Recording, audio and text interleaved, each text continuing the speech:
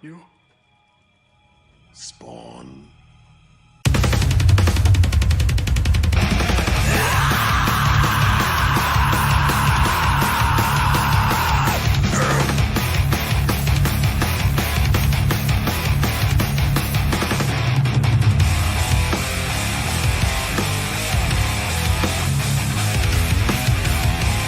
You sent me to hell, Jason.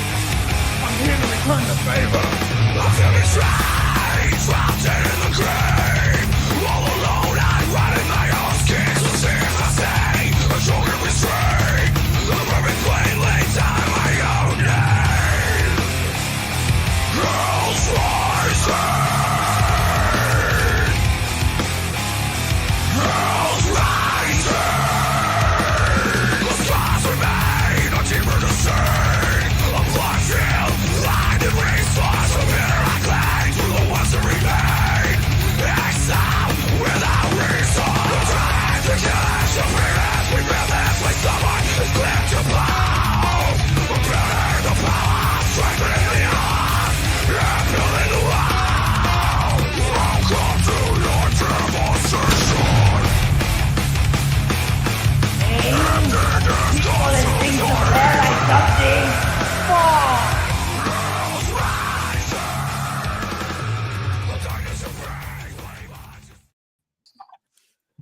What is going on, everybody? Welcome back to the Comic Block Monday. It is the Spawn review. Hello. Was that me? No, it was you. All right. No, that was me. All right, Was that? This is Right off me. the bat, I was like, my mic is going. Damn it. No, this is me. Yeah. There he is. Paul's here. Most of the group is here. There he is. Good to see you guys. Spawn review. Yeah, episode I 22. just did another stream too because I'm Mr. Popular like Gooch. Oh shit! Look at you. Yeah, we're all trying to get to the Gooch status. You know, he's big time now. You know, again, He's the new level. So, yeah, a small folks. Hail to the chat. I'll say that real quick in the chat. All right, good to see you guys. It's been a second. We've been looking forward to getting to issue 359, one issue away from the big 360 with the return of Todd McFarlane taking over the writing. So this is the last issue with McConville. Did you say the cut? McConville writing it. I have to say, like, I really enjoyed his writing on this run. Like it was good. I dug it. So we'll see what happens when Ty gets back, what direction we're going. But I'm digging this issue where we're going. And yeah, we're gonna dive into it here in a second. How you guys all doing though? Doing great. Had a great holiday. No complaints. How about you guys? I'm doing fantabulous. Just hit 100 backers today. Oh hell yeah, man! Make Congratulations! some noise for that. Yeah. Oh, let's go. Hell yeah. Chat, I can't hear you. I've got Hit 100 backers. We are $132 away from hitting goal. Whoa. Yes. I'm just me. And then we're getting things going.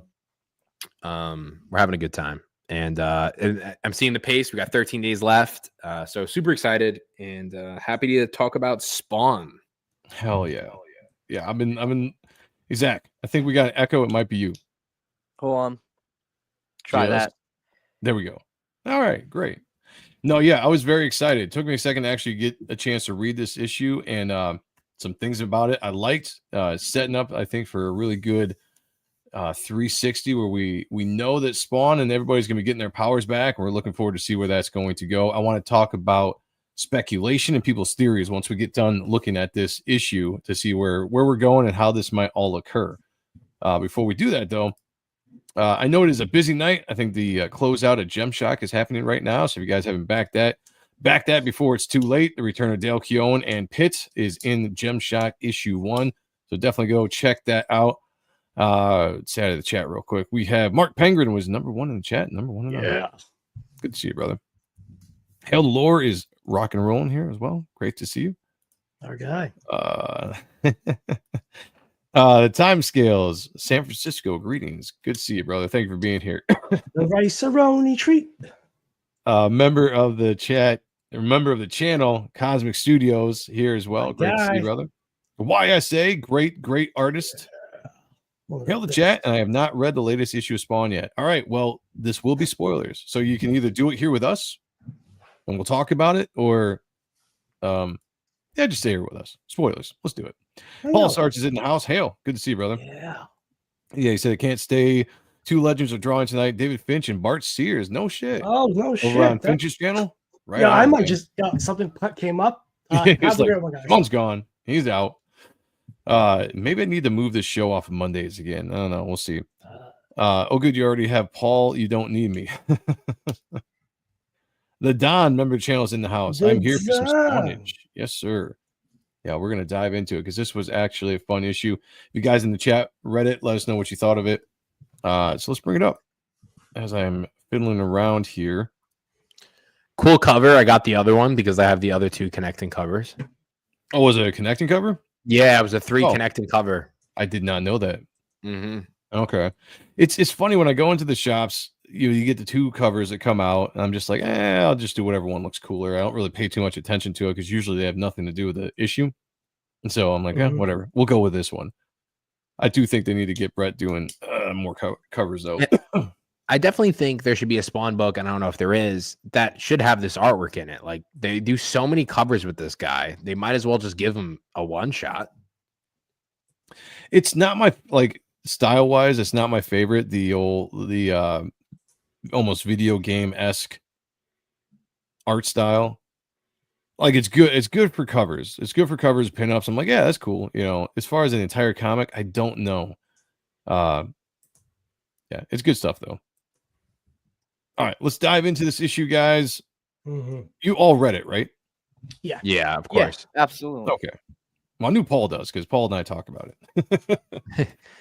As soon as I read it, I let you guys know. I'm like, I love this shit. I'll tell you, it's fucking hard to find back issues to Spawn now.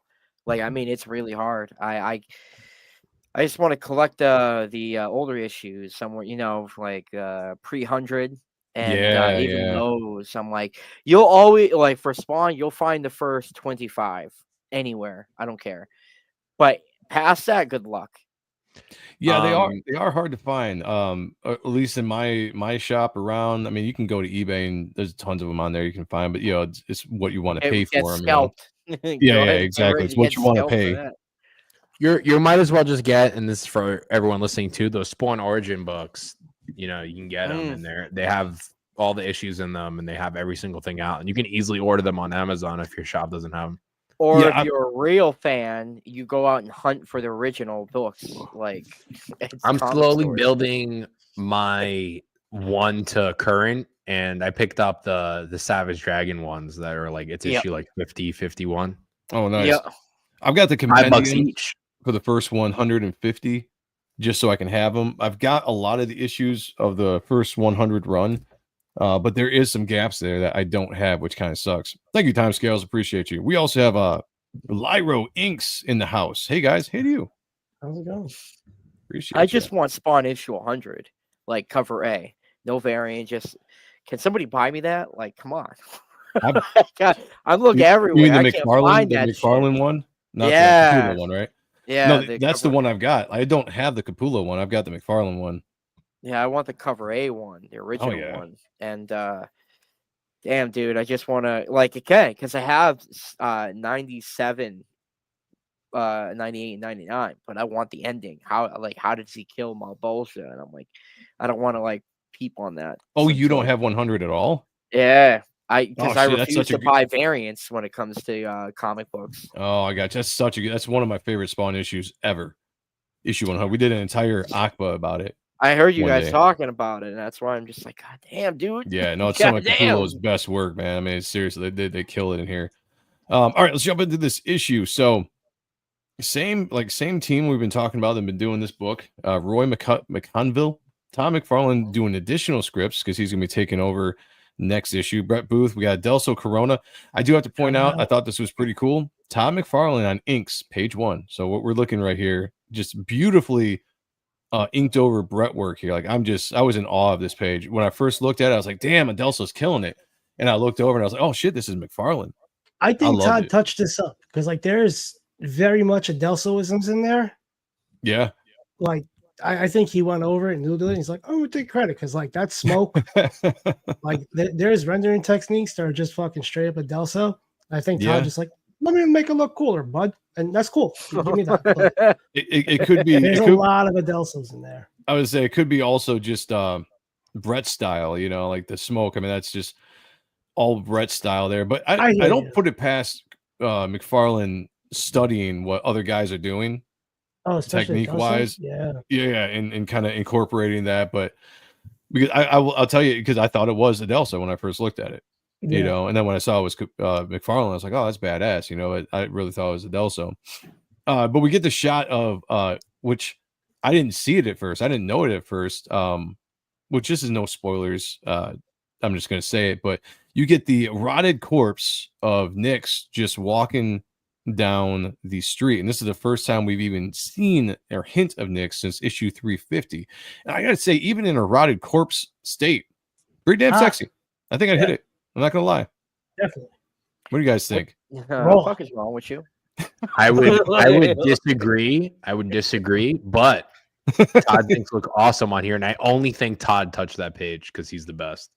I was just gonna say I feel like maybe only Todd did it too, but you know, I'd have Sean's put got that it. out there. Sean's I'd got have it. put that out there. I like that. I honestly, it's what's really really great about Spawn again is that in each issue that keeps coming out really does make me happy to go to the comic store to pick it up because of the fact that I have no fucking clue where the story is gonna go at all whatsoever. Right. Because deep down inside, you know, he could kill off Spawn and be done with it and use somebody else. That's where I truly feel that he could. He's got he's got proteges around him that were trained enough to be in that suit, and you I hope know, they never do that. I read any mainstream comics, or any of us would. We know exactly what's going to be happening afterwards. We can make some guesses, and lo and behold, there you go. But at the They end do of the safe day, storytelling. exactly. You know? But this Yeah. one, he just goes balls deep. I don't think they would ever kill Al Simmons off permanently. I don't think so. Well, I mean, they already honestly, experimented with that, right? With Downing. Yeah, with the blonde hair dude, right? Yeah. Back Yeah. in whatever issues they were. That No was one remembers 187, I believe. That was Okay, Endgame yeah. Part I One. couldn't remember if it was the Endgame. 200s or. Yeah, I don't know if they'll do that again. He's just it'd be like, you know, taking out Peter Parker or something like that. Like, you know, like that is the character. You know, you could do a replacement here or there. I think would be a fun story if you want to run with it for like a 5-issue series or a 10-issue series, or even maybe even a year if it was a good Yeah. story. But I think Al Simmons, he's Spawn. Like, you know, But the special thing about Spawn is that he's not the only one. There's so many for others, sure. like Yep. way before his time, and there's going to be many others way after his time. Rat Assuming, City. you know, oh no, Or we don't is know. there going to be any after his time? We don't know. Yeah. I don't know.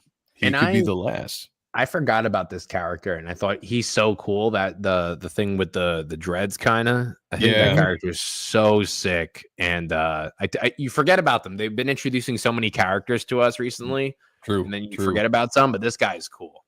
Yeah, and we haven't really seen him much since probably issue 354, 355, something like that. Like it's Great been a little bit. Like that last fight scene they had where Spawn and Lyra on the motorcycle, and they were fighting all the vampires and stuff. I think that was the last time we saw this character. Oh, So cool. right, when Downings came in and saved him. That was the last time we saw this character. And they've just kind of, the whole blood thing has kind of been put on the back burner as Spawn has been going on this kind of mystery tour with Lyra. But this corpse, I thought this was interesting because again, there's a giant gap in my Spawn knowledge of what even happened to Nyx originally. So I didn't realize that her original body, or that she had been killed at one point. But to see her walking around in a corpse state at the beginning of the book, I thought was a really interesting mystery, right? Because you're like, all right, well, we haven't seen Nyx since issue 350. And here we are, and she's in a corpse state. Like, so my thought process was just like, what the hell is going on? And she's kind of going through and looking at this slaughter, and she sees the aftermath, I believe, of the fight from the last issue with the cybernetic angels, I think, took out these vampires, if I'm correct. I think this is that scene, right? Yeah, they look like the cyber angels for sure. Yeah. Yeah. And I only knew that too because I was listening to so many podcasts. I remember him saying like, "Oh, that Nick's died or whatever," and I didn't know because I really been reading since like 330 again, really heavily. Yeah, same So, here. Big old gap until about 300, and then big old gap until 350 for me.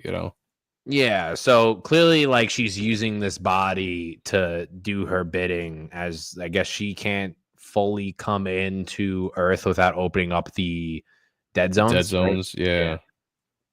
Is No, it- go ahead, man. I was just gonna say, it's an interesting thought. Do you think Elle Simmons is probably the most tortured superhero character in any comic book? Peter Parker.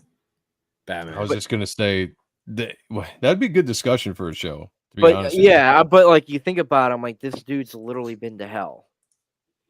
Like he's he came been back. ripped apart. But but it's the way that he's been sent. His body's been torn open, like et cetera, et cetera. And he constantly lives in pain with power depletions and so on and so forth. And of course, we have our regular superheroes and they have their moments. Spawn lives it every day. Most heroes don't. Yeah. I mean, it would be a good discussion, I would say. Yeah. So we get a switch to Blood here, and this Dreadlock guy, which I don't know the name of his character. Locks. Who is it? Locks. Is that really his name? That's really not his name, but we're going for it right now. I like it. Let's go with it. Locks, yeah. Talking to Blood, again, the first time we've seen either of these characters for a little while, and basically kind of going over the fact that some of their ranks have been killed and their fangs ripped out, which is something we've seen in previous issues with what group was it that was doing that? It was the Angels, right? Was that the Angels were doing that, right? Yeah, I'm pretty sure. Yeah. Maybe. You guys are supposed to fill in the blanks when I don't know what's going on. Come on, guys. Dude. And the memory of an amoeba. This one we'll talk about. The Sheen. Look at that. The robots. Here we go. Okay. So the curse returns. And I gotta say, what a beautifully drawn version of the curse by one Mr. Brett motherfucking Booth. Just gorgeous. I love how the greens of this character just pop right off the page. And I actually haven't seen this character in a long time. So it was actually fun flipping the page and seeing the character here and seeing that he's on this mission from, or I don't know if he's on a mission from God or a mission to impress God. What did you guys get from it? In his mind, I believe it's a mission from God. Because he's fucking crazy. Let me ask. Is Curse that same character way back in the early like I'm talking about like issues 20 and whatnot, the guy in the green suit, is that the same guy? Yeah. Yeah. Shitting me. Captured and was dissecting. Yeah, and he was Comic books. dissected and Yeah. wow. He had all those little like Darkling Goonies or They whatever. were bad cool. Yeah, awesome. I'm thinking to myself, how the fuck did he survive that? That man was wow. Okay. I know he's popped around the series. He's been back and forth. I don't know how many times, but it's been a while since I've seen the character, and it was cool to see him brought back into the story. Because like Paul was mentioning earlier, right? We've been having a ton of new characters introduced ever since 350. Just a ton of new characters just thrown at us. So seeing a classic character again just kind of pop up, other than Jason Wynn and some of the other characters, was fun to see. And I was all for it. Damn, is anybody else waiting for Houdini then? Oh, well, You never know. You never know. Paul, what is going on in this scene though? So basically, Spawn, he's running up on them, and so I'm pretty sure he's trying to plead to them like his mission, correct? Mm-hmm. Yes. So, originally what we think is about to be like gang held action pack is basically just a discussion going on of basically whose idea is better for what's to come. And here's the thing with Curse. He almost in this entire scene, I might be jumping ahead a couple pages as I'm talking about this. from visually what we're seeing here. But he basically has a way to bring back their powers. Now, here's something we've been talking about. Claims Have a way to bring back their powers. And we've been talking about going into issue 360, where we already know that they're going to be getting their powers back going forward. And so this opens up the question, of how this is actually going to occur. Now they're setting it up. That it's going to be the Curse who's kind of offering Al Simmons this way to get his powers back, which is kind of conflict with him, right? Because if he gets his powers back, it means everybody gets their powers back. Yeah. And so him getting his powers back are indirectly going to help Heaven and Hell, who he doesn't want to help at all, right? We kind of covered that in the last, couple issues as well. But, he's kind of just presenting it in a way that really gets to Al in a way that kind of makes him think about all this. Lyra's not having any of it. She's pretty pissed off. She doesn't want to see any demons or angels get their powers back because of what they did to her family, which we still don't know what happened to her dad. Yeah. Oh, yeah. Sick cape. Yeah, I love how the colors just really help make it look like it's that wrapping. green, man. Yeah, it's fucking green just great pops shit. off the page, such a good job. Everything from lines wise too is just off the hook on this book. It's a big setup book, this issue, but the art really is like superior. It's just superior. Yeah, I concur. Yeah, no, I fully agree. Like, there's not a ton of action, and that's fine. I mean, it doesn't always need to be, but Brett just has a way of being able to tell any kind of story, make it visually entertaining. He's been on the shows before, and he's talked about just how he can, what he does with a boring, so to speak, page to make it a little bit more entertaining visually. And I think he's one of the few artists that go out of their way to really do that. I love the reflection in the Curse's panel there, or in the face mask in that first panel. And Good storytelling. it just leads everything off. You can see the stand down between the two characters just reflected there without having to draw it all. Just really good sequential storytelling. And that perspective on the right page as he's being held up there by the Curse's cape kind of spawns own medicine there, And the bouncing between all the panels for all the different camera views, if you will, just from like here to there, but still bringing you into the scene, but not needing all the information. Like, it's all really right there. Yeah, no, do you catch my drift? Like the second panel on the page where he's being wrapped, there's the building they're in. There's the curatisms, but everything else is just like fucking boom, boom, boom, boom, boom. It's so cool. It's definitely a page two pages that I would honestly purchase. Too. It's like really nice. Oh yeah, really nice. Actually, I believe Adelso has a sale going on with some of the art. I don't know if this issue's in there as of yet, but check out his Facebook, Instagram, and Twitter. He's posting shit that's going on for sale. So because Adelso gets, if they do the usual industry split when an inker is inking over original pencils, which is what I think Adelso does, they usually do a 1 to 2/3 split. Artist gets 2/3, inker gets 1/3, and they go every other page kind of thing. So Adelso, if you go to his page or go to his site, he actually has quite a bit of Brett Spawn Run, Gunslinger, all that kind of stuff for sale if you guys are interested in it. So check out Adelso Corona on any of the social medias and find his link to his page. Why are you giving that away? We could keep it for ourselves. What the hell? I can't afford that shit right now. Yeah, I don't even think it's that bad of pricing, to be honest with you. Reasonable, couple hundred. No, the price is pretty damn good. Pretty. I mean, a couple $100 for pages, I think, is not bad at all. Jesus, man. Really? I got my eyes on I got my eyes on a couple pages for James Warren's Ultra Mega. That I wouldn't mind having. Nice. We got Matt LaRock in the chat. What's going on, bro? This is a great page design. I agree. I love these close-up. Where is that? There we go. I love these close-ups and medium and long shots. Great variety.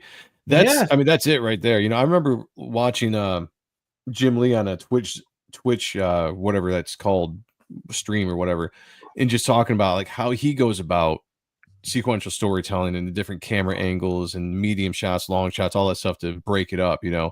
Jim Lee's really great at it. Brett's really great at it. Where he got it from.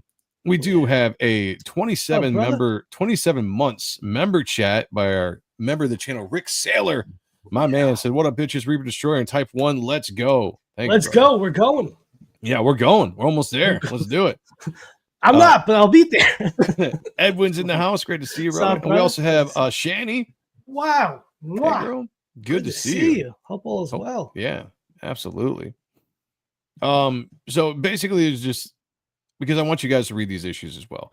There is a plan being presented from the curse to Spawn, basically trying to get Spawn to agree to get his powers back, because they need Spawn. And Curse is basically doing this, I think, to get into the good graces of God in this issue, because he is a religious fanatic, like Sean said. And I think he's trying to present that as well to Al, as far as like, if you do this kind of thing, blah blah blah. I think it is more a standpoint, because I didn't really think of that. Your standpoint, I kind of thought it as he just needs Spawn. Yeah. Like he needs Spawn to kill these vampires. Yeah, he definitely needs, because think about it, when Spawn is fully powered, he's the best weapon against all of this. And that's the quandary that Al Simmons I'm pretty is in sure right now. he might have said in this issue, or I might have got confused or previous, that like he needs, like they need him, like they really do. They need him the same way he needs them. Like he's gonna come back. Like he needs to come back. Like, I think it's like I think without saying, they say they do need him, right? Yeah. And Jason Wynn definitely has it and hits the nail on the head, but they need his anger more so. I think maybe that's what Paul was talking about, right? It was Jason Wynn that was talking about like how they need Spawn. Absolutely. I mean, he's the catalyst to most of this stuff. What did he say? And I like how what was her name on the top left panel? Not so Angela. What's her name? Lyra. Lyra. Like Lyra is also taking the standpoint of like she's been fooled 2 or 3 times already in these last couple of issues, and now she's like, no, I'm not getting fooled, this time. Like, we're not working with these people. Usually she's been giving in to everything, but this is like something she's standing her ground on, which is cool to see too as a character. And here's the thing. I mean, Curse says basically in the pages before, he says, that basically Spawn's too weak. Are you going to surrender the world to blood? That's where we're heading if something isn't done. And basically saying that they can stand up against the vampires for only so long, and eventually the vampires are going to wipe them all out. And the only way to defeat them is Spawn getting his powers back. It's kind of the way he's trying to sell this whole whatever the way it is that he can get the powers back, because they don't really say it. Sell this to Spawn as this is the only way. If you make this choice, this is the only way to defeat the vampires. And the angels that are working with the curse, I'm assuming to get back into heaven, are not happy about it either, and they don't understand why he's brought Spawn into it. But again, everybody's circling around Spawn. Jason Wynn needs Spawn. The curse needs Spawn. If heaven has a hand in that, do you think there is a cost of innocence that whatever Al has left that he has to sacrifice to get those powers back? Now that's an interesting thought. I don't know. Interesting, man. Again, we're going to cover some. I want to hear some theories and some ideas going into 360 after this issue, because again, this is a really big setup, and this whole issue is basically about Spawn having to make a decision, right? And this whole ride back, he's thinking about it. Is it worth it? Is it something he wants to do?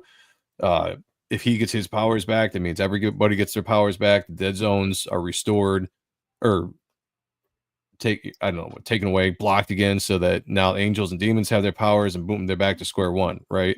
And so getting his powers back means everybody's going to, and he's basically going to aid heaven and hell in that aspect, and he hates both of them on both sides. I do like that Brett threw in these anthropomorphic figures. From Gunslinger? Yeah. I think it's from Gunslinger, right? Okay. Maybe, yeah. Yeah. It was just cool. I was personally confused on what these things were at first and what was going on. I was like thrown away. I was like, wait, I thought we were fighting vampires. Yeah. And now we're fighting dinosaurs and shit. My only thought is that I think these are characters from Gunslinger, right? Okay. Because I was actually confused. Chat, or if you're watching this afterwards, comment below and let us know. But I'm pretty sure these were characters that were introduced in Gunslinger as far as just the world, right? And if not, I am kind of confused on where they just came from, because we've been dealing with angels, demons, and vampires, and now these. Oh my. Yeah, the animal. What do you say that was? Oh my. Oh, anthropomorphic. Yeah, whatever that word is. Yeah. There was that cool Wolfman from Gunslinger that they kind of dismissed. I'm like, oh, that guy would have been dope. It was only for like an issue. Yeah. Yeah, I was confused in a sense of like, yes, this book is perfect, but it would have been cool for him to just be fighting more vampires in here. As we know, or could be, that the vampires are also going to be over soon. You know, give me Yeah. some more vampires as we're going out. But And I Still- wonder, still cool, still very cool. no, yeah, it was absolutely really cool. A little, I guarantee, I get what you're saying. It was a little confusion at a point, but I think basically what it was is this whole time that Al is riding this bike and they left the curse and they're going to wherever they're going next. And Spawn is thinking about the offer that Curse just offered him and the ramifications of that and everything that's going into it. And they wander across these creatures that are devouring these people. So obviously they jump in. Spawn even says, it's his job to protect mankind, right? Like that's what he views himself as. So he jumps into the fray, starts fighting these creatures. And this is where he kind of starts to realize that there's only so much he can do with the powered down version that he is, right? Yeah. And he's realizing this in this fight where he is kind of taking some blows. He's not as powerful as he once was. And I think this is kind of one of the big turning points in the issue where he kind of realizes that the only way to win this war might be to get his powers back. And I think it's this fight against these characters that kind of really gets him to realize that as he's kind of being overpowered here and there and realizing that he's kind of overmatched, So that could serve as the only reason for having these characters in the book. Great art, great layout, everything's off the chain. Literally, it's so cool to see him as the artist for a book that is $2.99. Right? Oh, dude, Yes. yeah. Still Yep. $2.99. Shout out to Tom McFarlane, everybody over there for keeping it cheap, keeping it quality, and keeping this kind of talent on the book, And as far as I know, Brett's gonna be sticking around for quite a while. So You know what I love that these motherfuckers do with their comics? They What? don't do this cop out bullshit that these mainstream comics do, where they're like, "Oh, oversized issue for $10 fucking dollars." Mm. Why? I don't know. Maybe it's because we have a great story inside this book that we're going to charge you $10 for. So Yeah, we're they gonna keep make it 20 to super big. 24 pages, and I think it's perfect. The pacing is always really good. It brings the story along chapter by chapter, if that's what you want to call it, issue And by issue. the truth is, I would still pay $5 for this book. Oh, You know what I mean? yeah, absolutely. Yeah. You know what I mean? So like, it's eventually we know it is going to go up, but at the same time, this book is the best book to be getting at your comic book shop. If you are not getting books, I would be picking up Spawn and Gunslinger every single month because it's $2.99. And look at this art; it is insane. It's gorgeous. Take a quick time out. Shani, member for 17 months. Thank you so much for supporting the channel, dropping the ducks. Love you. You haven't been in here in a while, so I'm just gonna do this because we miss you. I love you, Junior. You're the king. Oh! You are a bastard. Yeah! Let me help you up. I guess I deserve that.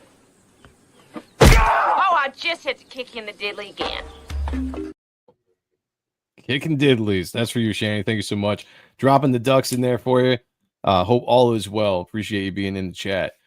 So basically Lyra has to step in and use her power. Takes these characters out like fairly easy. Spawn goes through I don't know how many, like 2 pages and panels of fighting these characters, and she basically jumps in, one big blast, they're all done.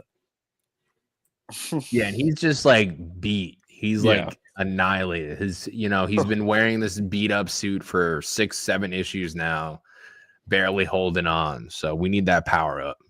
Yeah, and I think that again, kind of confusing that the characters win there, but I think it served for that exact purpose. All the stuff that the curse just told him, and now he goes into that, and I think this is what makes him partially. We're gonna get into the next scene here, but this is partially what makes him get into wanting to get his powers back. He's going to lose something precious to him. I just have a feeling for him to take his interesting. powers. I do want to talk about that when we get to the end of the book. That's an interesting thought. I know. It's just like this book is heavy, man. Shani said she bought a house and went AWOL, but I'm slowly coming back. Well, congratulations. Nice. That's awesome. That's big time. Remember the channel Duck Bacon is in the house. What's going on, brother? Duck Good Bacon. to see you. What's up, Good to Duck see you. Bacon? So I'm assuming they get back to their hideout or wherever they've been these last few issues when they need a chance to rest and strategize. And waiting for them is the corpse of Nyx. And this is where we officially find out that she is the queen of hell, Nyx, that she is actually the real Nyx, and she's using this body as an avatar to send a message. And that message is, Paul? That, I don't know. You just caught me off guard. She can still get it looking like that. That is that would be my message. Yeah, still hot. I don't care. That basically that she's ready to that she's gonna stir the shit up again. No, She's got something in the works. We don't know what because she doesn't tell us. There's something going on behind the scenes when it comes to hell that she's working on, and basically the blood and the curse are gonna fuck it all up. And she's basically given a warning to Al to not go along with the curse, do what he's asking him to do, asking Spawn to do, to get his powers back and to wreck the dead zones, because everything that she's working on will be messed up if he does. It's kind of basically the message She's that also she gives. manipulating him. Which is Oh, you think so? Oh, yeah. okay. So he says it in issue 350. He says, me about they all say it. They say remember that. once you take over the throne, you're going to be transcended into something else. So there's going to be parts of you that will be who you are, but there's going to be you as a whole for the most part. That's it's good. going to transcend to a higher. So point. of course, the simplicity of like if she was loyal to Al Simmons before, it's because she had a certain type of mindset. But because she's now the queen of hell, she's now transcended to a higher purpose. Her level of thinking and everything like that is a lot more that we can comprehend. So Al is no longer an ally, in my opinion, under her reign. I think, so granted, she's telling him this, but she's manipulating him like Malbolgia. Yeah, I think it's a sense of like, there's clearly, they're trying to tee up that, he has to make the choice of like which direction he's going. And either way, it's going to backfire the other way. So if he goes with her, he's trying to warn her that maybe he'll get his powers this way. And then if he goes with Curse, that, clearly she's scared though for her to go with Curse. Like maybe Curse is the answer for his powers. So got Chuck Gibson in the chat as Wiley J draws. It's What a Gen up? 13. I thought the same thing, Wiley J. I was like, isn't that a Roxy? Because she's got the same kind of Roxy hair, like purple from Gen 13. Yeah, I thought the same thing. That's funny. Jumping back into the comic, though, I had to just touch up on this page because I forgot. It's been a couple days since I read this. So she says, careful, Al, though this avatar of my old body is almost burnt, you don't want my true form coming here to Earth. So I don't know if the true form is what we saw in 350 or if she's got the different form that we haven't seen yet. But she says that she's been working on a plan for decades. Now, it's only been a couple months since issue 350 for the real world, but in hell, it's been slower, right? Yeah, it's been decades that she's been working on whatever she's working on.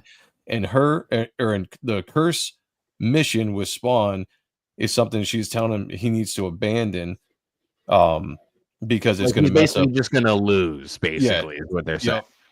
So I completely. Is that still hittable for you up there on the top left panel? Fuck yeah. Yeah. Oh, come on, bro. You're What do you definitely mean? catching the clap, bro.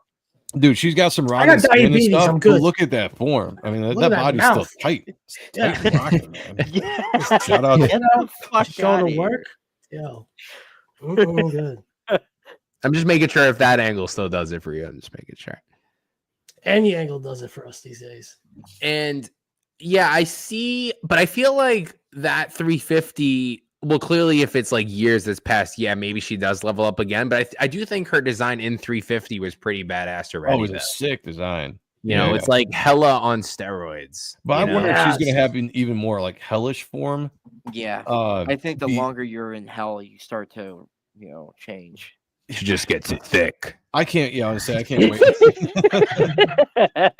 God Okay, damn. so basically, she's been working on her own plan for decades, and she says the curse and blood would derail everything. Stay away from them. And that's kind of the message she's given to Al here in this If Al was any smart, he would definitely be very aware of her. Well, he already doesn't trust her in the sense of that he just like banished him right away and like took away the powers. I was gonna say, like, he put her on the throne, like he could have taken the throne, but he told her to do it. And then right after that, dead zones are shut down, Earth goes to shit, the vampires take over, and so it does kind of feel like a betrayal. So how can you trust her now that she's coming back at this point with this avatar, So what I love about the ending of this book, I want to know if you guys feel the same way, is there's this big conversation between Lyra and Spawn, just kind of the back and forth about basically to do it or not to do it, right? And various reasons and all this kind of stuff. Spawn essentially decides to do it, right? We jump from the left page to the right page, and we get back to the curse narrating. And it basically, we do a time jump that we don't see, and it basically takes us to the end of the conflict, and it leaves on an awesome cliffhanger that something went down, and it didn't go the right way. What do you guys think about that? This book is fucking sick. It's fucking sick, dude. What they were doing, dude. Not what I expected. I think I read it too fast. I think I missed that part. So they time jumped in this one Read page. it right in front of us. Go back. Go ahead and do it right now. So this page where Lyra's down there, basically Spawn says sometimes there aren't any good options, just a choice between bad and worse. It's time to decide which fate you hate more. And then we jump forward to the next page and we get the curse picking up with dialogue or a monologue. And it says, as I predicted, Spawn returned to me later that night as we began preparations for our attack. Of course, we knew that the odds were against us. Many others had already tried and failed to liberate the dead zones from blood. But we knew God was on our side and we'd all made our peace with dying that night. Still, even with that, none of us were prepared for what transpired that night. And so it's like a jump in time, right? So we've already jumped into the battle. Curse is being like, this happened. None of us were prepared for it. And the very next page, once I get to it, on the video says, in all of the chaos, our actions would unleash onto the world that night when the Lord's light shined upon us all.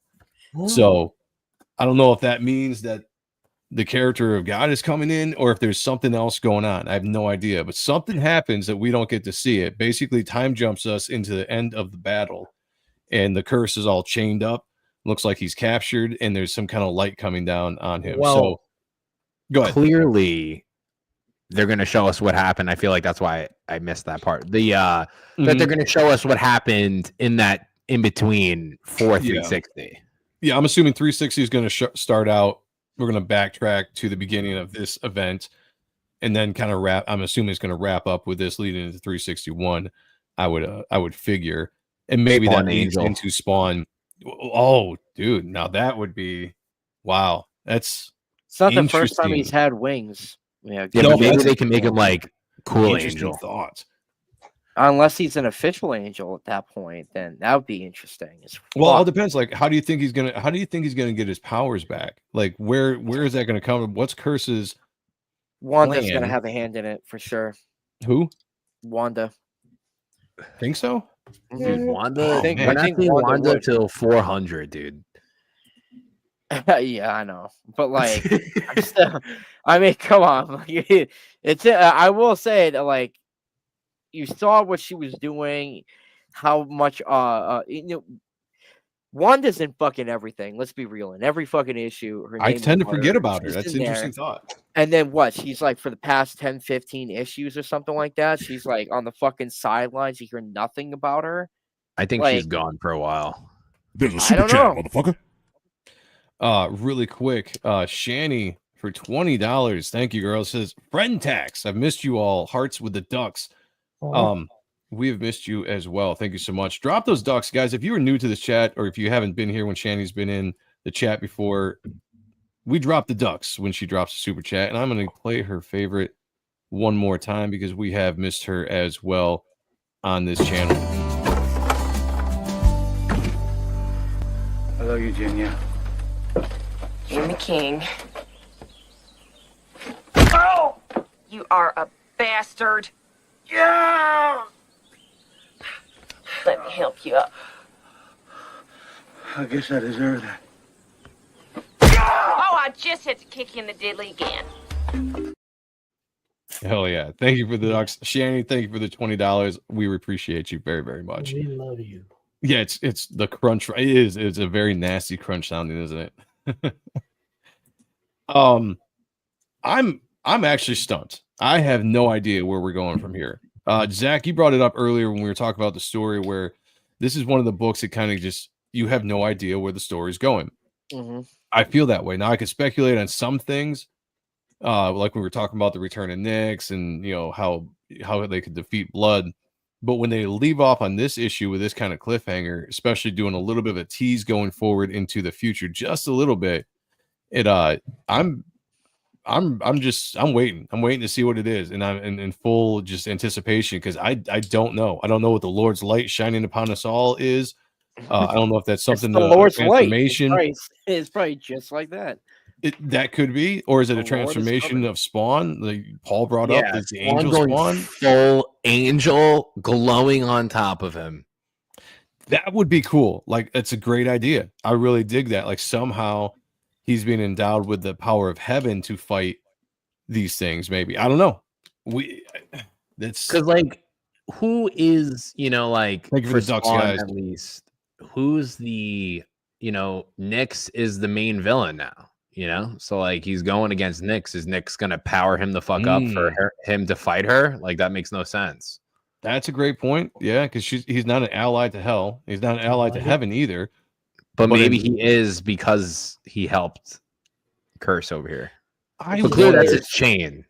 We just have these fucking it's states. it's true. That could be Spawn's chain. We have these massive states interesting. happening left and right.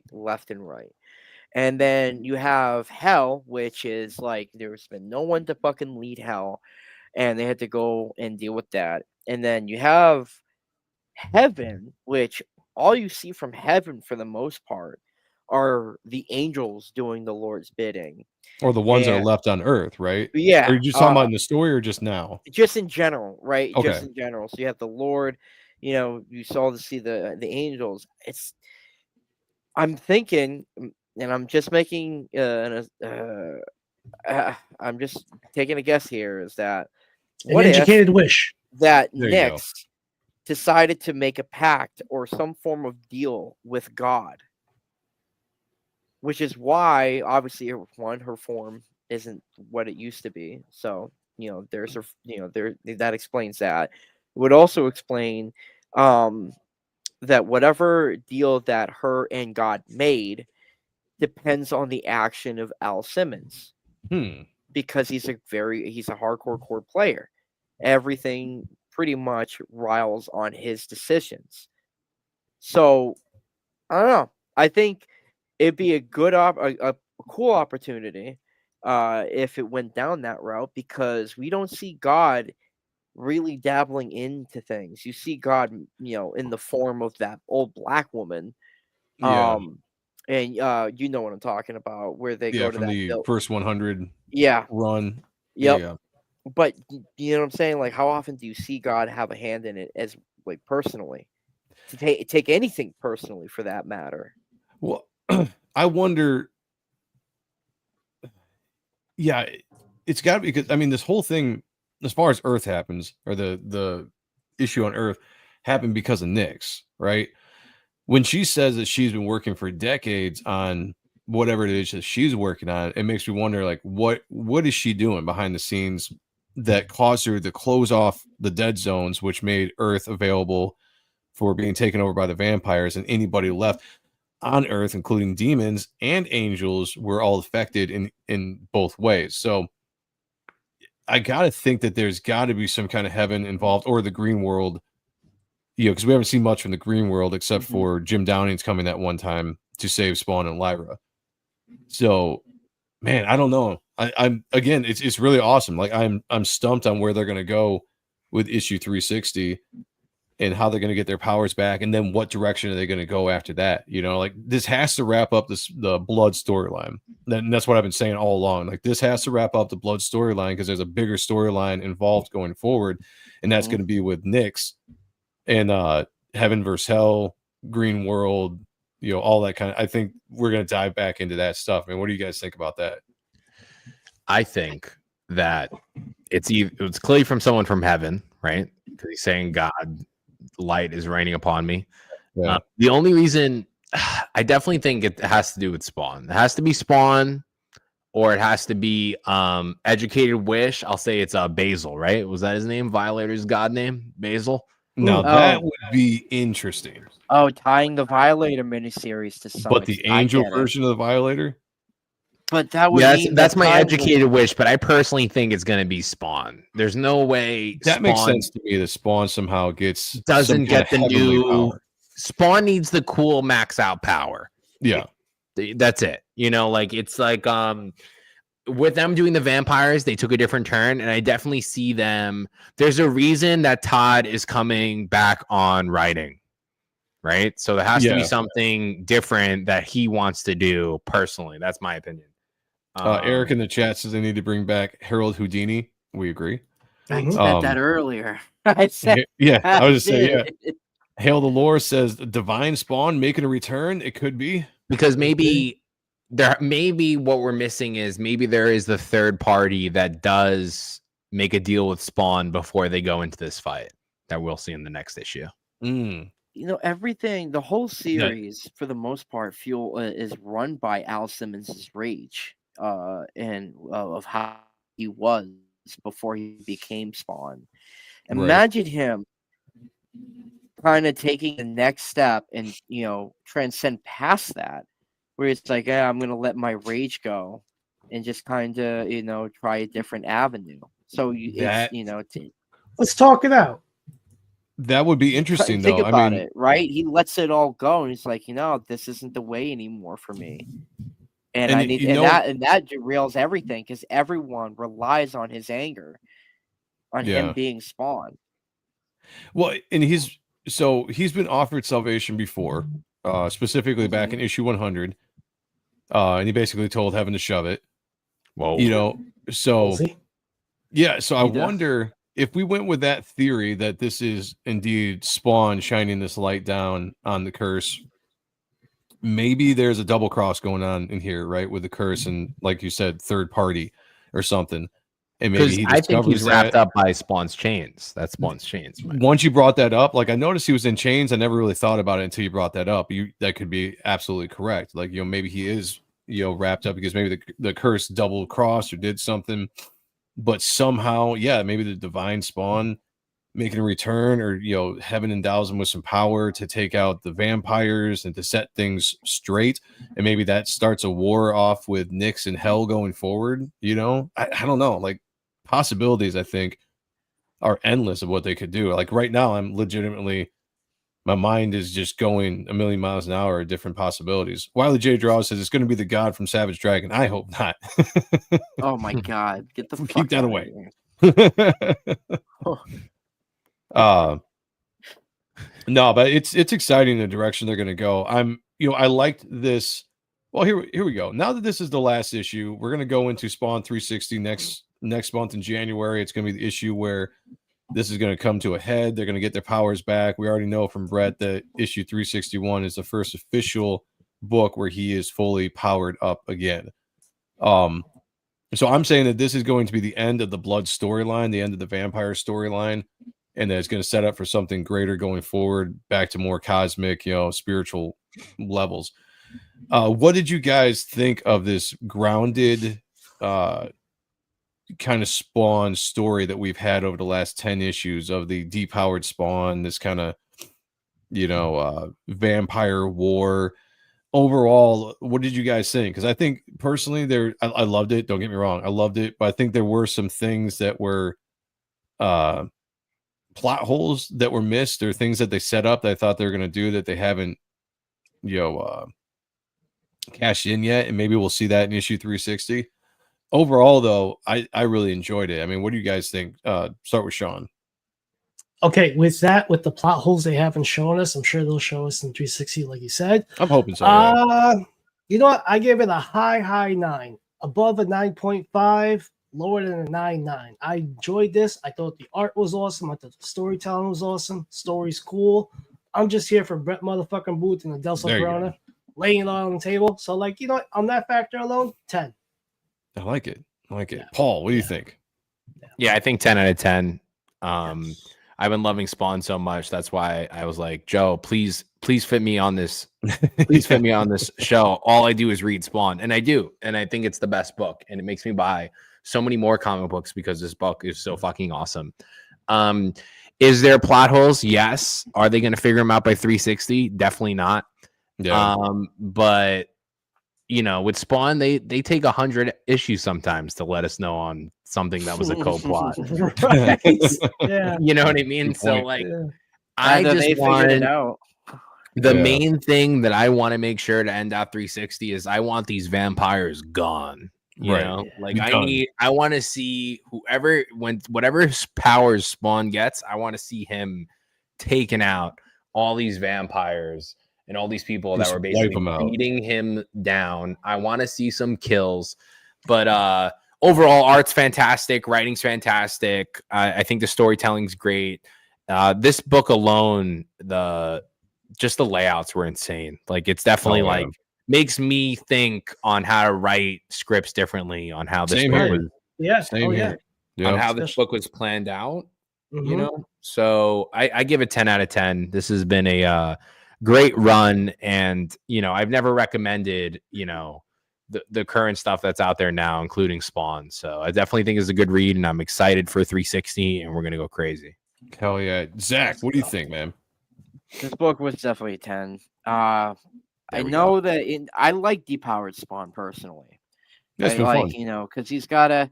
I just I think for me, and it's a nitpick, and it's only because like he's done it before, you know, in the previous Talk about issues, it. which is why you don't really see it as much. When Spawn gets depowered, he reverts back to his skill sets before he was killed off. And Mhm. we have seen that, you know, pretty often in the past where he just, you know, relies more. Even when he had powers, he would rely on his abilities and skill sets instead of wasting his powers. So I think, you know, they were trying to do a different way to depower him and just kind of tell the story through a few key players that's going to build up to something huge. And I like it. You know, I definitely wish I got to see a little bit more of Al Simmons doing some of military stuff to figure out what the hell is happening and kind of get closer to his goal sets using those abilities that he has without the powers. But hey, I mean, what can you do? It's fucking Spawn. Now, so one of my few complaints, and I give the entire run, I give this book a 10. I give the entire run from 350 to now a 10. I've really enjoyed it thoroughly. A few things I wonder about. Like, I thought they were going to make Blood a bigger character in this run than they did, because he started off, if you go up to the issue where he takes out Eddie and he commands Eddie to kill himself, right? Fantastic issue. One of my favorites in this run. I thought you were setting Blood up to be this really big mastermind manipulator character, and then we kind of went away from that for a while when we dove into Lyra's backstory and like all this kind of stuff. So there's a part of me that's like, if you wrap up the Blood story, which would make sense if you're going to set something else up, especially if everybody's getting their powers back, then I think you kind of have to put Blood on the back burner. Best way to do that would be to take him out, kill him or something. But I thought he was going to be a bigger character. I thought there was going to be a bigger plot device than him just trying to wipe out the angels and the demons and take over Earth than ended up being the case. So that was kind of a little bit of a disappointment. Now, I could be wrong going forward. Maybe he plays a bigger part and this goes a different direction. But besides that, some things of notes. They introduced Lyra's father's character, right? And then Lyra's father's friend character. They're both warrior angels. We don't know what happened to those characters, backstory. They presume dead, but I'm assuming they're going to be alive and they're going to play a part going forward, because why would you really dive into that if you're not going to kind of bring them back in some capacity? What do you guys think about that? Lyra's dad and best friend. Long game. Yeah, they're definitely coming back, but I don't think they're coming back next issue. You don't think it'll be next issue? Maybe Okay. 375, maybe even. I think that would be way too many characters. Like, I definitely think 360 or, you know, 361, like, we definitely need to chop some of these guys out of here. If it's Dreads, if it's Blood, if it's not so Angela, you know, some people need to die. I think it's very, you know, it's very good, but it's also, I think there's exactly like you said, there's a lot going on, and I feel like, you know, some stuff has to go away. You know, I could see that. Bring it back a little bit, put a little bit more focus on some characters, and you know, dive into that story going forward instead of this. Yeah, we've had so much of a new character dump, so much just things thrown at us in 10 issues. I agree with that. So if you look at 360 as like a mini build up to like the crescendo of a war, because I gotta imagine they're building up to some kind of grandiose battle of all these characters we've seen, kind of like we did in 350, right, with the fight for hell or the throne for hell. I gotta imagine there's gonna be something huge in the works. Maybe 400, you know, maybe they're building up to issue 400 or 375, like Sean was saying, of some kind of massive battle with all these characters and Nyx and Hell and Heaven and Green World and, you know, all these characters they've introduced in some just kind of massive war. I mean, that would make sense to me, you know, like that's where they're going, some kind of Avenger level, you know, end game style event in the comics. And I hope that they do that. And I hope Brett's drawing it, because if they do, I think that would be absolutely awesome. Hell yeah. Do you guys feel that Spawn definitely has the end game story? Like it's done? Like the story won't go anymore because this is exactly where it's going to end? I understand. Like, you know what I'm saying? Like Invincible. Like once that run was done, it was done. I don't Todd think so. stated he never wants to do the ending. He has the ending, but he never wants to do it. The only way we get the ending of Spawn is if they don't sell no more. Yeah, It's always going to sell. That's the thing. That's what I'm saying. And he's building out. We got King Spawn. We got and I would agree. Spawn. We got all that I don't stuff. want to see them do that either. I don't want to see it because, you know, comics to me, they're never ending. You know, like comic characters are supposed to stay in a certain bubble of age. That's why I like them kind of being like the Immortals. You know, Peter Parker has been in his friggin' whatever 30s now since 1990 or whatever, you know. I like that because there's so many stories you can always tell with these characters. There's no reason to stop it unless, like Paul said, Todd says, if they're not selling, if they're not making money, if nobody cares anymore, you put an end cap on it, you call it good, and you ride off into the sunset. Otherwise, you keep on going with this longest running independent, you know, comic book that he likes to tout with his 359 issues. You keep on running that, you know, as long as people are buying it. I say I don't ever see this having an end game cap on it anytime soon. You know, as long as Todd's alive. If they're still selling and you know Todd's rolling, I think this is going for a long, long time. Yeah. And hopefully they just find different ways to reinvent the wheel. Like right now, like this is a good storyline. You're doing something you haven't done before. You're trying something new, depowering Spawn.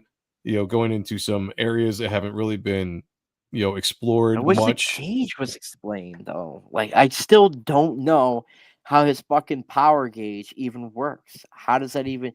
You know what I'm saying? Oh, every time he uses an I don't ability, even think Todd the power knows. gauge. Yeah, I'm like, oh, here's a gauge. I'm just gonna tick a number down. Like I think Todd has even said it before. Like when he started the gauge, I don't even think he really had an overall plan. He just thought it was kind of cool. You know, and built a mystery. You know, It's like the costume. Like it was just pointed out on that Spawn Archive fan page on Twitter that Todd made the costume alive because fans were being nitpicky. They're like, how come he's got 3 spikes instead of 4 or whatever? Yeah. Where's his strap? He's like, it's alive. Sold. You know, it's comic books, man. It's not fucking rocket science. That's what I love about Todd. That's what I love about this character. I've taken that kind of thought process into my own storytelling as well. Just be like, you know, suit's alive. It makes up for a lot of different inaccuracies and things of that nature. Hail the Lord said it would be silly to end Spawn when there's a movie in development. Well, that's another thing too. Like, yeah, allegedly, Todd is pushing these things into so many different places, movies, you know, video games, an anime is rumored to be, or an animation is rumored to be coming back again. I think they've got big plans to keep Spawn going for years. I think this is just kind of the ground floor, the beginning. Issue 300 was kind of like the relaunch, so to speak, of Spawn. You know, they did all those issues leading up to 300, which was like the catch-up issues. I think they did like 2 issues where they caught up the entire history of Spawn leading up to 300. And then boom, we hit 300, and the Spawn universe hit. All these books came out, the new storylines, all this kind of stuff. I think they've got it set up and ready to roll for years to come. And I think Todd is rejuvenized and getting his character out into the ethos more and more. Comic Ken is in the house. Said, what up, y'all? Hey, Zach just did a stream with Paul earlier. Oh, that's Ken. That's my Cuba school boy. Oh, nice. A minute before I was on. Yeah, Awesome. fucking Ken, bro. He had his comic air writer. Should have raced so much more. That book is amazing. Didn't you do a piece for that? I did. Yes. Hill Lore said, I like when characters have their stories and they age over time. The readers get to go through and watch their favorite characters grow and age as well. See, I've never been a big fan of that. I liked the immortal timeline of characters. That's one of the reasons why I'm not a big fan of Savage Dragon, besides just the overall Eric Larson art, the way it went over the years. But having to age the dragon, then you change the dragon out for his son, and it's just, I don't like it. It's an interesting idea, but I like these characters being frozen in a period of time, a 10, 15-year window that you can play around with the characters, and there's always something for the next generation to see. As far as me growing older, I don't need my characters on the page to grow older with me, because there's newer generations coming up all the time that don't want to see an old, we started reading Spawn in 1992, right? Mm-hmm. That's 30 some years ago. Spawn would be 70s by now, or 60s by now. Nobody wants to see a 60-year-old, even if it's an immortal. I'm just saying, like, that's kind of my thought process. If you want something like that, check out Project Naosis. Does that do the whole something in I real wanted to time do, aging?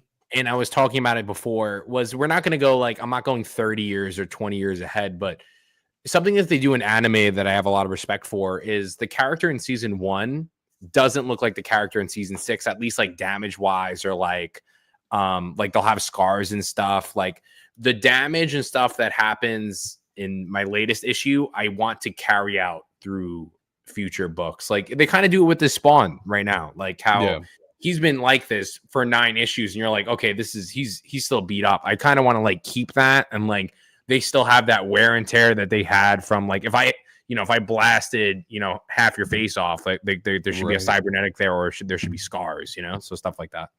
That I get, like the evolution of a character, losing a limb or whatever, that is completely fine, but it still takes place within a character never really like going from 20s to 50s or something and having kids, and then the kids taking over, and then this whole cycle of evolution of real life, because it's fantasy, right?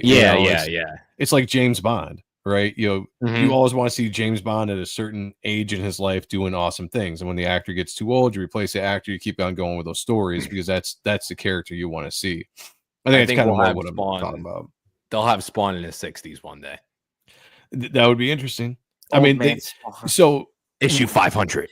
Thomas Healy said that there's been about 10 years from 1992 to 2020, almost going into 2025. In the Spawn universe, there's been about a 10-year passage of time. I think that's fine. Over a 30-year period of comic book storytelling, you could say we've aged the character 10 years. What did you just say? Cyan is now a teenager, all that kind of stuff. What? That's from issue 1 to 300. That's 10 years of Spawn. Yes. Yeah. In the fictional world. But that's what I like about it. Wow. That's where you want to keep a character within a 10 to 15 year range, where if there is a Eddie, right? You saw him as a kid in issue 30 or 20 something, and now he's an adult. A Reaper, but he's an adult. Cyan is now an adult. That's fine. At least 10 years is reasonable. And like when fucking Ultimate Spider-Man, when that character died, he's like, oh, he's only been Spider-Man for like a fucking year and a half. Like, okay. Oh, is that what it was? Yeah. Yeah, that's kind of dumb. I don't like that. Art9 is in the chat, says new stuff in Savage D is crazy. Crazy stupid. P-Mouse and the Naked Girl of Sun from Savage D. Not so. Yeah, I heard that he has Mickey Mouse in there and he just like fucks everybody. Because that character is now in the Steamboat Willie is now in the public domain. So yeah, I saw it.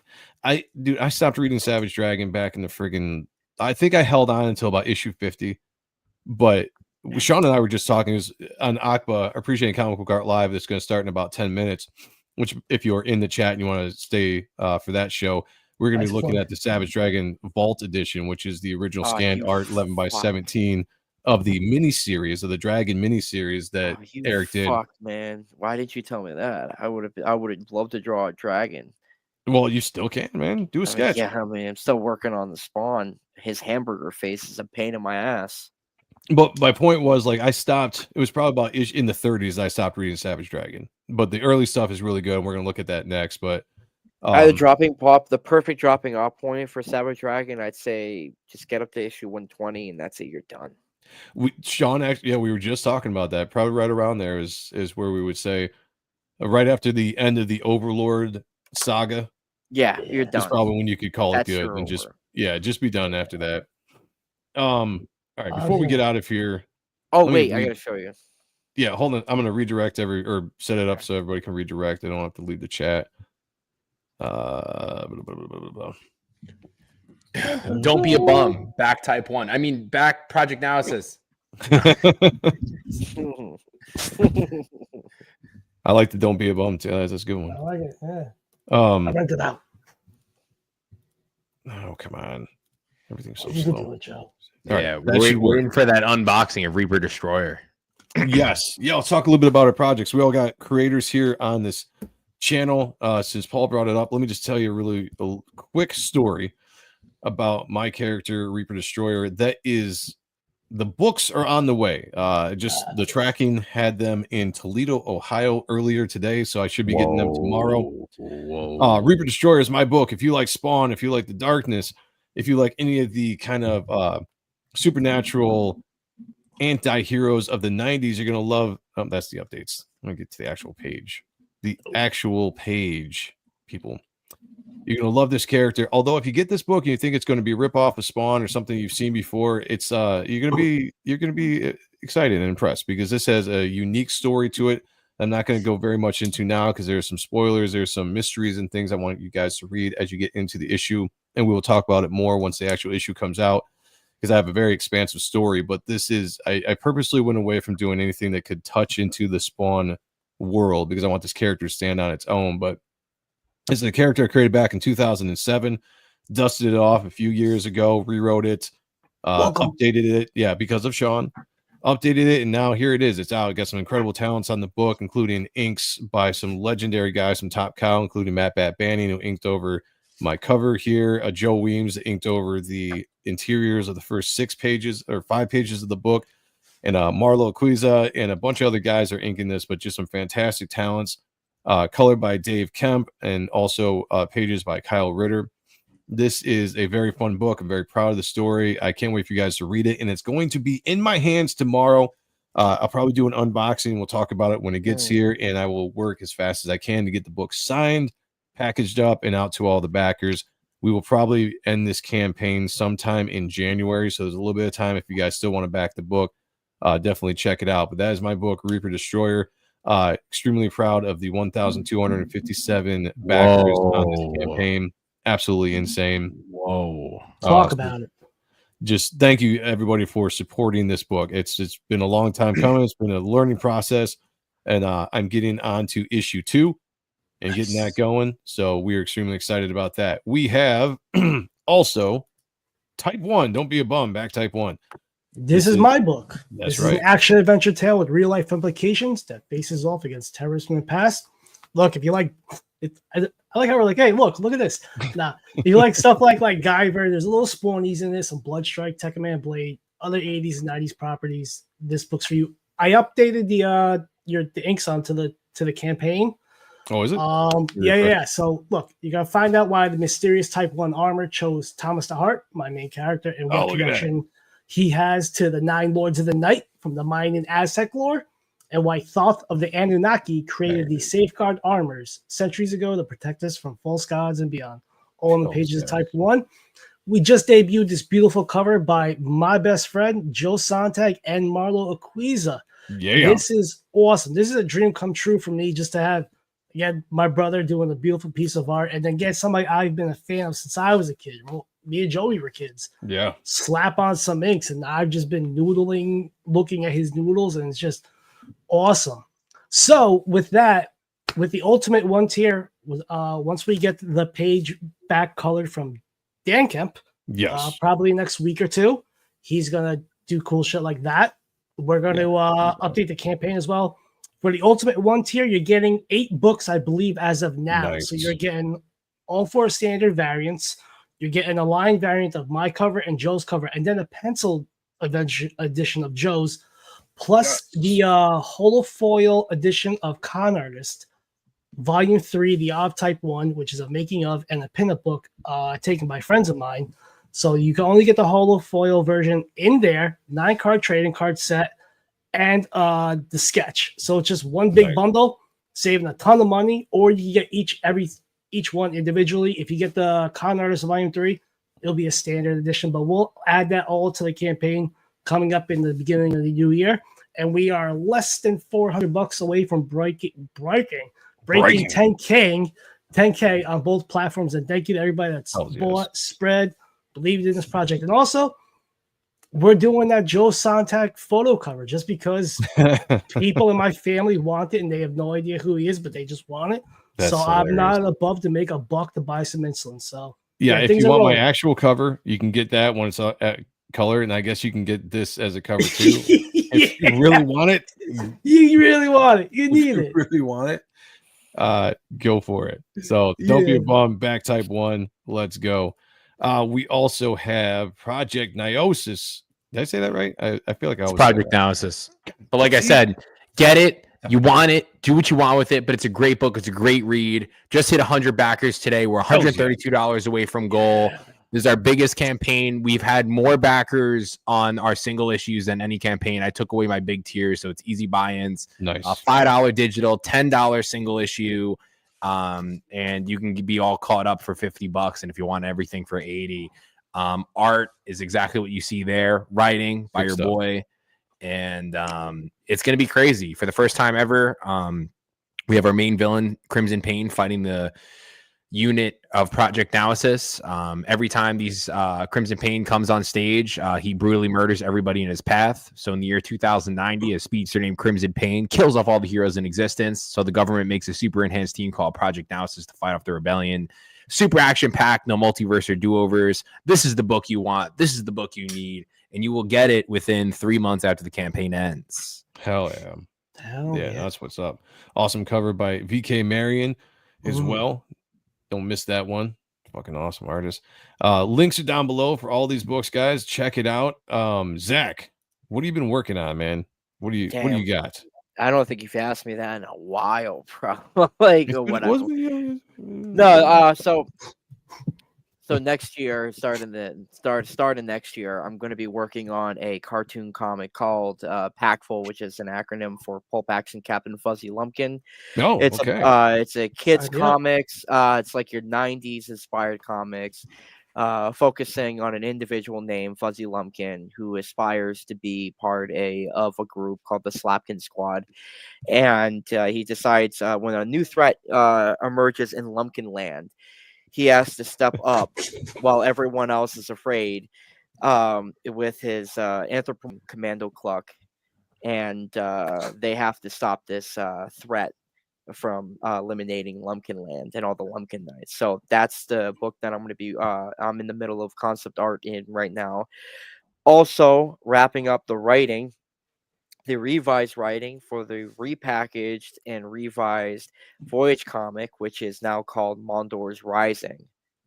Ooh. And that's also I'm working on. And at the same time, I am going to be starting on a horror fantasy comic, which is an anthology of stories where I'm going to be dabbling into like human stories and fantasy stories and stuff like that. Just kind of like in horror as well. Just to, show that I can do not only cartoons and sci-fi, but I can also do horror and fantasy and just kind of broadening my range. Oh, and this is what I got so far. Oh, dude, that's good. Oh, hell yeah. Nice. What are you doing to this poor? That's why you're telling us like, oh, he's always getting tortured as he's torturing this poor man. Yeah, a little bit of a throwback to the issue 50 space ripoff of Spawn. Well, it's not. I mean, like, dude, it's not the only time that this man has just been fucking, skewered to nothingness. I mean, He what has been a tortured man. Yeah. So that's what I'm physically saying. tortured. Yeah, he might be the most physically tortured character. I think Al Simmons really does know the core the core amount of like what pain really, really is, because he's experienced everything. Well, guys, thank you so much for joining us. This was the Spawn Review, episode 23, looking at one issue last thing. 59. Yes, go. Breaking news. Rob Liefeld declares on Twitter, "I just drew my last page of Deadpool. Like, I need something else to talk to somebody else." So he is officially done with Marvel. I Give me that extreme. You got a cover before me, and I was about to be devastated. Right so jealous I was about to be. Thank you so much for joining us. We have Appreciating Comic Book Art Live next. If you are in the chat, you automatically be sent there. We're looking at the Savage Dragon Vault Edition. I think that's gonna be really awesome. Join us there. But if you don't, we will be back this Thursday for Ott and Stuff.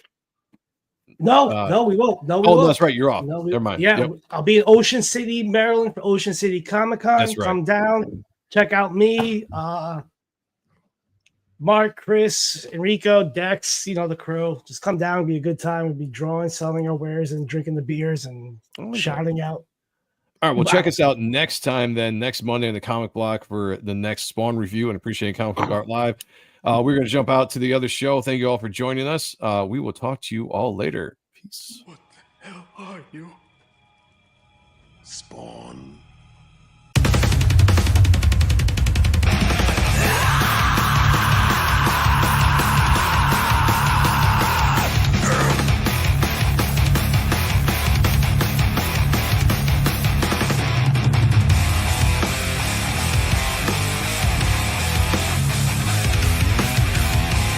You sent me to hell, Jason. I'm here to return the favor. I'm feeling strange, trapped in the grave. All alone, I run